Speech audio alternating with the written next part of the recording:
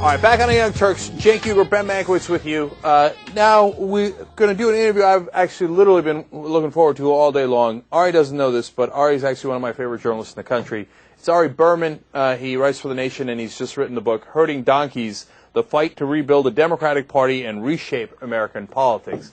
Very, very interesting book. Ari, welcome back to the Young Turks. Thanks for having me. You guys are one of my favorite shows, so there's nice synergy there. All right, there we go. Oh, God. Okay. Why don't you guys just I was hoping out? I could see you guys as you were interviewing me for a weird meta social media experience, but now I can't.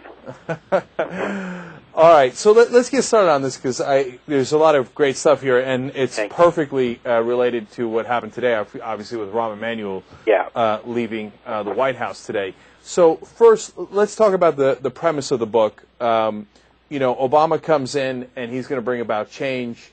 What happened? Did the Obama we have in the campaign wind up being the Obama who governed? No.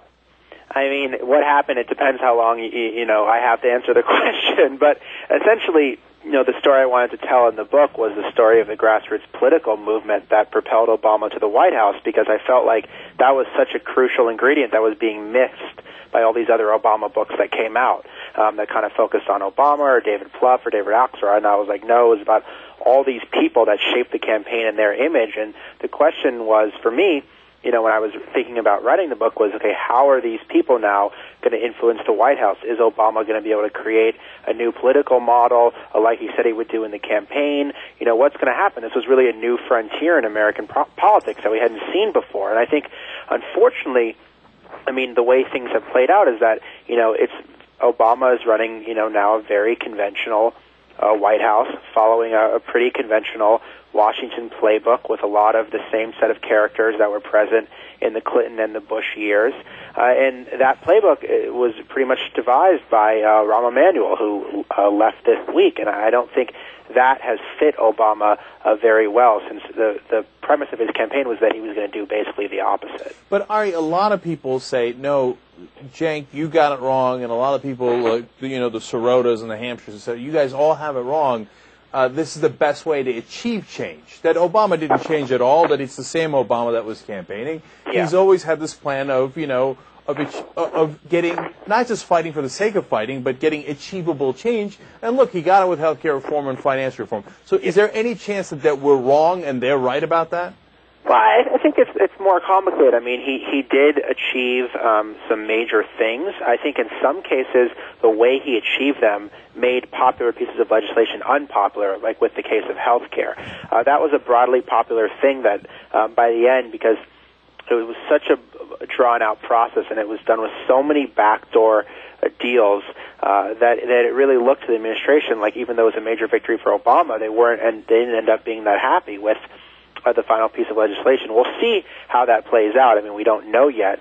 I think he has been a change agent, but I don't think he's been as much of one as his supporters have imagined, while meanwhile he has somehow managed, even though he's fallen short of his supporters' expectations, he's also managed to absolutely mobilize the right. And I think, some of that is beyond his control, but I think the administration has been slow to react to the rise of the Tea Parties and really realize that, this is a long fight ahead. And Obama really, if he's going to be a change agent, he's got to figure out how to deal with circumstances as they're changing. And right now, he seems kind of stuck. You make a great point about can't even accept his own victory, and especially regarding health care reform and achieving this great victory and doing it in such a way that this what should have been a popular piece of legislation ends up being viewed largely, as polls indicate, with a great deal of disdain. But you point out that after the Scott Brown's surprise victory to win Ted Kennedy's seat, that sort of galvanized the support to re-energize the health care debate. And for a brief period of time, we saw Obama go after the health care reform with the same sort of zest that we had hoped from the start. And then he wins, and he gets it. But then immediately the foot comes off the pedal. Why do you think that happened? And well, let's just leave it at that. Why do you think that happened? I mean, that is a very interesting question. If you look back after Scott Brown, a lot of people were saying Obama shouldn't become health care. shouldn't pursue health care. He adamantly opposed that and went in the other direction, and I think very convincingly displayed the sort of passion that has been missing from a lot of his tenure in the White House. And I think, that really galvanized his supporters, and he really went after Republicans, and he really went after Democrats, and mobilized the country around a big idea, which was exactly what he said he was going to do. I think after that, if you look, they went to financial reform, but again, with financial reform, it was a complicated piece of legislation, and they went back, I think, to this closed-door legislative model. And I think maybe they felt like the only way they could get stuff done is through slow, tedious, patient negotiations with Congress. And I think, in the case of financial reform, it did work. They did pass the bill. But again, the American people weren't thrilled with the whole process, and I think after that, there really haven't been much major achievements. The gridlock keeps getting worse and worse in the Senate, and I think the question for Obama is going to have to be, if Democrats lose their majorities or they just lose even a bunch of seats, how is he going to pass anything? Because if he can't get stuff done with 59 votes in the Senate, how is he going to get anything done with 51 votes or 48 votes or whatever it's going to end up being? Do you think, Ari, that there would be any benefit if, in initially selling legislation like health care and financial reform, the president warned Americans that it was going to be an ugly process?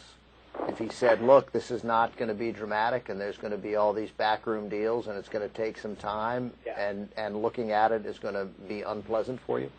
Well, I definitely don't think he did prepare people for that reality, though I don't think that reality was necessarily inevitable. To me, what was interesting about the Obama model from the campaign, and I thought this would translate in some extent to the Obama administration, was that he would be able to get his grassroots supporters to put pressure on senators and Congress people who were blocking his agenda, and then pressure them basically to support it. And in some cases they wouldn't, and in some cases they would.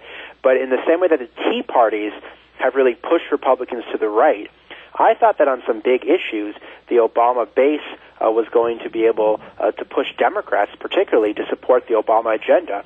And what's been interesting to me is that Obama really hasn't asked them to do that. He's asked his supporters to sort of fight for pieces of legislation, but he hasn't really asked them to get tough with the people who really matter. So, for example, with health care, he never asked his people in Montana to get tough on Max Baucus, who was the one for 4 months, stalling health care reform. And I think, that's really the ingredient to me that's been missing. And it's kind of ironic that at the same time Obama has demobilized his followers, the right has mobilized their followers en masse through the Tea Party. So we're really in sort of asymmetric warfare at this point. Yeah, all right, that's a great point. And look, that's, for the people at home, that's a huge part of the puzzle. Obama is afraid to take on the conservative Democrats. He thinks his job is to help the conservative Democrats get reelected because that's what Rahm Emanuel told him. That's what Rahm Emanuel has believed his entire life. And Obama is, I got to be honest with you, in my estimation, is just a generally timid guy, right? Yeah. And so for him to come and say, oh, if you don't agree with me and you're a Democrat, I don't care, I'm going to turn your apple cart over, it seems inconceivable, right?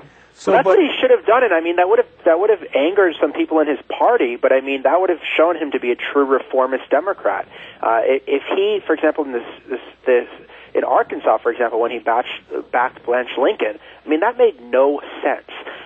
She was opposed to key elements of his agenda, and he could have got a better Democrat in there who was also more electable. So I'm not saying that... Because he doesn't care about his agenda. He cares about Democrats and Republicans. And he thinks Blanche Lincoln is a sitting Democrat, and so hence I will support her no matter what, right?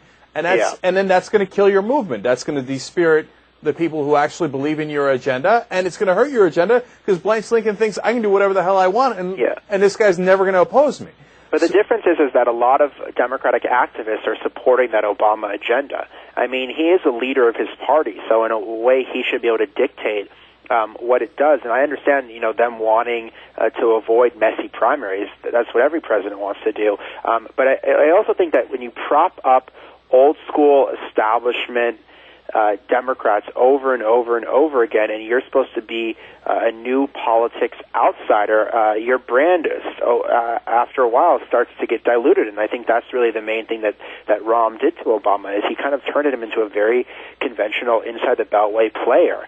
And that is really not, I think, what the American people were looking for and are looking for. And so I think the question is, going forward, is he going to figure out a way to either, get his message out better, shake up his team so that he's served better, or figure out a different governing model that's going to allow him to get some stuff done so that he can get reelected and have a second term. I think why he, quote-unquote, allowed Rahm to do that is a central question, but I want to get to that in a second. And we're talking to Ari Berman. He wrote the book, Herding Donkeys. I wanted to ask a quick side question here because I think it's very important. You know, Vice President Biden said this the other day, and a lot of his defenders say this all the time. They'll say, well, you don't understand. Why can't you do simple math, Cenk, et cetera, right? He needs 60 votes, and he can't get 60 votes unless he does it this way, unless he does the compromises, the deals, et cetera. But they passed health care ultimately through reconciliation, right? So he only needed 51 votes. So the biggest legislative victory they had was not pass with 60 votes. So to me, I mean, it was initially, but then the final version was not. And so to me, this is kind of a ridiculous argument. If they wanted to really force a fight in the Senate about the filibuster, which I think is basically inevitable because there's been 5 times as many filibusters by the current Republican Congress as there was under the Democratic Congress in 2004. Under the Democrats, when the Republicans were in control of Congress in 2004, when this whole fight over the nuclear option happened. So essentially it's gotten 5 times worse since the nuclear option, but yet Democrats are also still repeating this 60 votes thing. So, they should be forcing a showdown on this. And basically no, but that's the thing, though, Ari. And so here we're getting to the central problem, right? Yeah. It's not that the Democrats are weak. It's not that the Democrats. I think the Democrats love the 60 thing. It gives them an excuse to say, oh, well, you know, what could I do? I had to do the deal with the pharmaceutical companies. I had to do the deal with the insurance companies. I had to do all these deals. I had to do the deal with Wall Street because of 60 votes. What can I do? I mean, that is an interesting and relatively cynical explanation for it, which I think in some cases flies. I think there's also just I think there is a political timidity, though, that even if they wanted to do stuff, they're afraid to force a vote, a real showdown on the filibuster because either A, they're worried they're going to be back in the minority soon, which could very well happen, or B, they just don't believe they could win that fight on the merits. But I have a hard time believing that they have really any alternative because, I mean, 2 years of gridlock is not going to serve the president or his party well. So they really need to start thinking about this pretty soon. You know, they can maybe start by listening to your show a little bit more. Sure, of course. I always or reading my book, of course. Well, obviously. I'm going to send them a copy to 1600 Pennsylvania Avenue. Look, and the book is Herding Donkeys by Ari Berman. Ari, so here's, in my mind, the central Obama question, okay? So he campaigns on change. There is no question about that. He couldn't have been any clearer. It was on every sign of his campaign, right? Yeah. He gets in, and he takes the most establishment people he can find. Rahm Emanuel, Tim Geithner, Larry Summers, Peter Orszag, et cetera, right? Now, we say, hey, Rahm pushed him to do this, or Rahm did this, or Geithner did that. But the reality is Obama made that decision, right? Yeah. And when talking about health care reform, the guy he wanted in charge was Tom Daschle, establishment. At every step of the way, establishment. So was Obama kidding when he said change, or did he change it when he got into office, and if so, why? Well, I think there's a few different issues you have to separate out here. I mean, one, the fact that he was inheriting an economic crisis that he didn't expect, plus 2 wars, which he knew he was going to get, but the combination of them just was so daunting. I think he immediately reached for whoever he thought had the most expertise, and that ended up in his mind being establishment people. So I think that's one thing. I think that helps explain on the economic front why so many of the Clinton people got back in, because they had experience in this. And then 2, I mean, he either didn't trust his own judgments and the judgments he made in the campaign, or he really felt like that sort of expertise was going to be lacking, that in the end, you know, he didn't know enough about Washington to get stuff done, so he needed these traditional inside the Beltway players to do it. And then 3, I think, there was always this interesting tension, which I talk about a lot in the book, between the more establishment forces in the campaign and the insurgents. And the insurgents are usually the younger crop of organizers that came in through the campaign. A lot of them came in through Howard Dean's campaign, which is another big part of the book. And these guys had a push and pull during the campaign, and they won some battles and they lost some battles.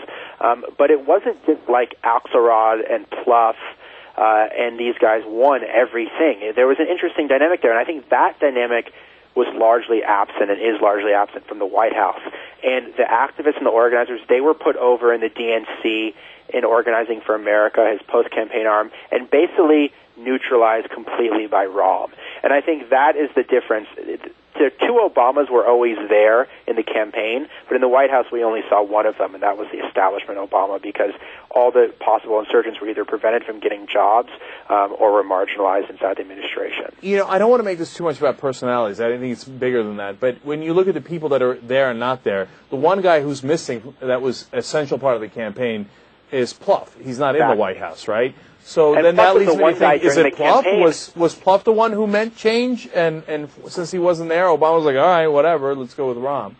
Pluff's a hard nut to crack on this. I mean, during the campaign, Pluff was definitely receptive to the grassroots. You know, when Obama's new media team or when Obama's young organizers wanted to do something, Pluff gave them the room to do it as long as they, accomplished their end goal. And I think that's what made the Obama campaign really interesting, was Pluff's openness to this, because he knew that he was running against Hillary Clinton and that she would do establishment politics better than he would.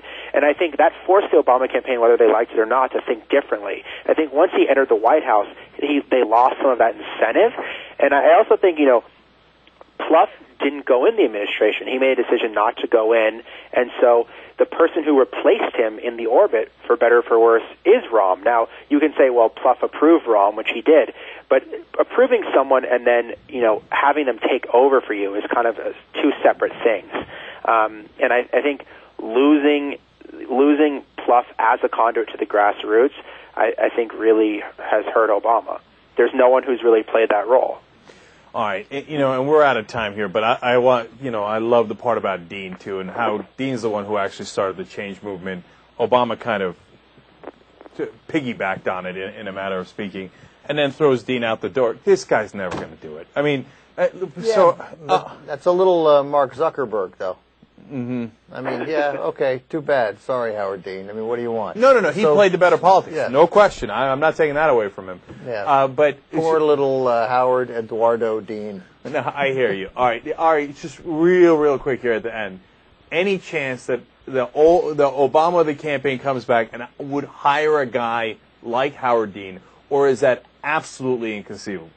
I mean, I think it's pretty inconceivable that it's Dean himself, just because Dean is viewed as too much of a bomb thrower. I think there's just too much bad blood there at this point. I think he could use someone like Howard Dean. I think the most likely candidate is someone like Elizabeth Warren, who is just a straight shooter who people can trust and relate to. And I think he needs more people like that don't just come off as regular, conventional politicians or academics or lobbyists who have some real-world experience, can communicate what they're for, and can bring some passion to what they're doing. And I also think, hopefully they can also start to view people on the outside as their allies in this and start to use people like Dean to help re-inspire the base and to get the message out, because it's not just all about inside Washington White House politics. I think that's also one thing that's been missing from the campaign. Instead of insulting the professional left, they should figure out how to use it as an ally and not always agree with them, but realize that pressure is good, and that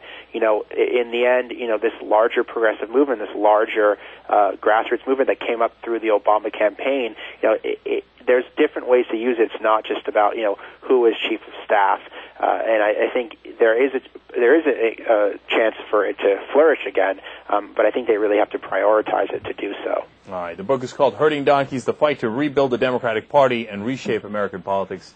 Ari Berman, thank you so much for joining us. Thanks a lot for having me, guys. Anytime. All right. We'll be right back.